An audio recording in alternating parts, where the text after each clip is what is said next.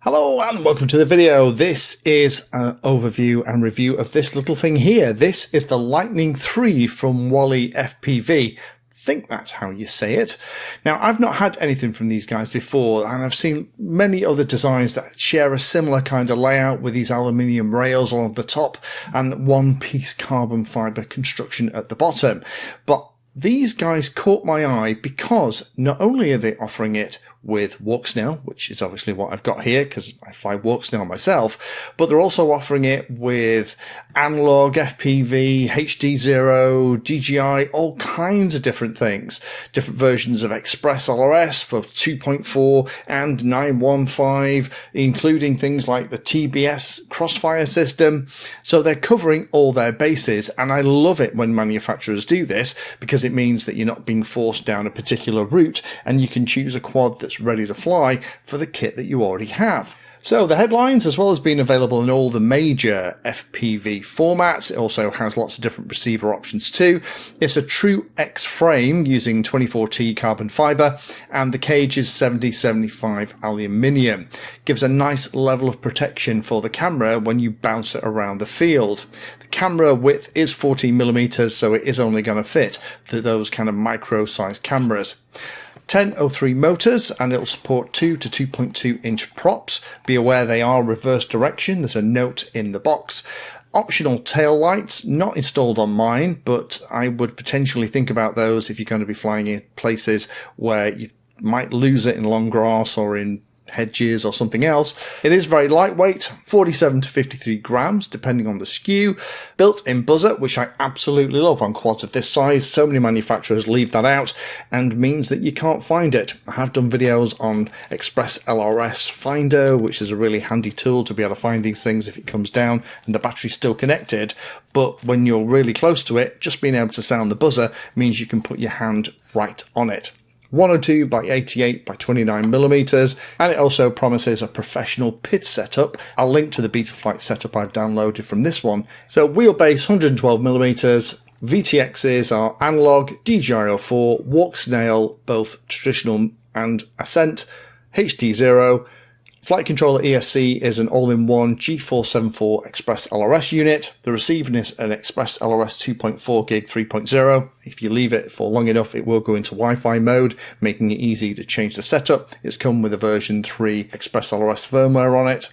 Flight time is relatively short, from about 3.5 to 5.5 minutes. And the recommended battery is going to be a little 2S 550 to 720 milliamp unit. In terms of the Betaflight setup, again, link to the configuration file below.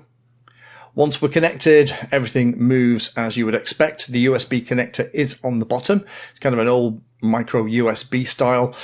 Ports are set up like this. So VTX is set up for MSP plus display port, 8K gyro, interestingly a 2K PID loop frequency, CPU's running about 29%, battery and current monitoring looks like that. Failsafe is set to drop. No real big surprises in here. Express LRS external receiver, so you're going to have to bind that when you get it. Personally, I would come in here and tweak the modes a little bit, but it looks pretty standard for how most people are going to have it. You might want to move things around. Again, motors are reversed. Be careful with that when you fit the props, and the on-screen display is probably going to need a bit of moving around as well. So I would come in here and just connect it up and tweak the modes and the OSD to how you want. The rest of it is set up pretty great out the box. So how does it fly? Well, the answer is actually really nicely. It's about as noisy as you would expect with these kind of high-speed 2-inch props, and it's hovering about 0.25% throttle. So the all weight for mine is about 83 grams with the battery. I'm using a slightly lighter battery here, about 450 milliamp hours 2S. Very nice and stable in the hover, very inspiring, but very capable as well. It has a real burst of speed and is very easy to control. It's a great fun to fly around the local field or the local park, and it doesn't attract too much attention. There is the high whine at full throttle, but you know what? when you're flying it, you kind of forget it fits on your hand. It feels like a much larger quad, and I think that's due to the fact that they've put it in the hands of somebody who knows what they're doing to do the PID configuration. Sadly, not a huge flight time. I'm only getting about 2.5 minutes out of mine with the battery that I'm using. Obviously, using a larger battery would extend that slightly, but potentially dampen the performance just a little bit. So what do I like about the Wally Lightning 3? Well, there's quite a lot that I like. I like the simple design and the way that it flies.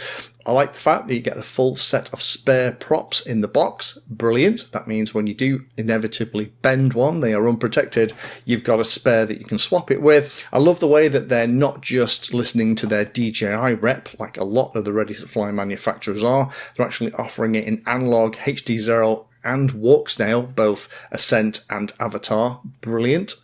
Love the fact it has a buzzer inside. That means when you do disappear it into long grass and you can't quite find it, you're going to be able to use the buzzer to put your hand on it.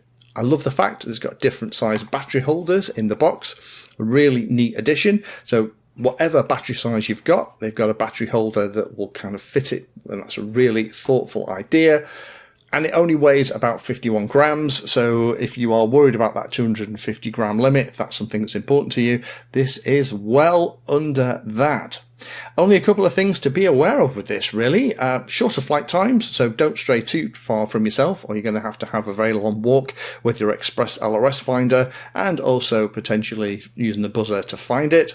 It is small, so it will disappear in anything but the shortest of grass. Just be aware of that. I speak from personal experience. And watch out when you're installing the props. They are reversed in the setup, so make sure you get them the right way round. Do read the notes that are on the warnings that are part of the packaging. So in summary, this is a very impressive quad. It is about the same price as a full-size 4 or 5 inch quad. But for those who want something that's going to fit in their pocket, that they can maybe keep in their coat when they get an opportunity to fly with one of the small lightweight radios, maybe take it out lunchtime or break time and have a bit of a hoot with it, or just have it there for those moments when you do get a spare 10-15 minutes to have a play, this is going to be right up your street. It's a great pocket-sized dynamo that's really fun to fly and set up very well. I just wish it flew a little bit longer. Thank you for watching my video. Check out the playlist, and adding Pedantry360 to your search terms will help you find my content. You can support the time I spend here answering questions and helping others by using the links in the video description.